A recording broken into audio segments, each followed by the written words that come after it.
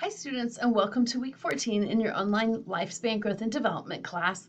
This week we are still in middle adulthood, but looking at the socio-emotional side of middle adulthood.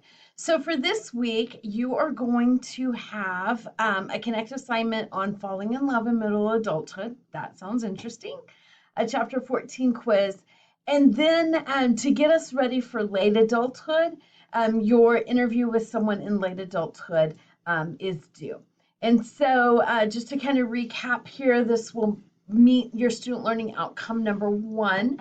I would like for you to find somebody who is 65 years or older, and then you're going to ask them questions and just do an interview with them. So I've given you some start to questions, but please add to these, modify these, change them up as you find necessary with the person that you're interviewing.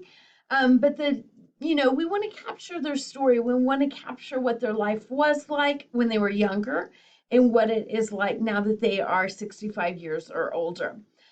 You can type this up as a transcript. You can, with their permission, of course, video or audio it and upload that for me. But I really challenge you to choose somebody who is somebody who means something to you, and capture their oral history.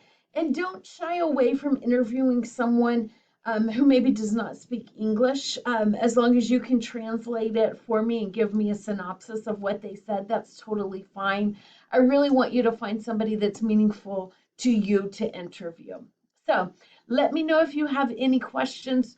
I hope you really enjoy this. It's one of students' favorite assignments usually. So dive into the insights into someone with wisdom and experience, and get a feel for what it's like in late adulthood. So have a great week, everybody. We are almost done. Let me know if you have any questions. Take care.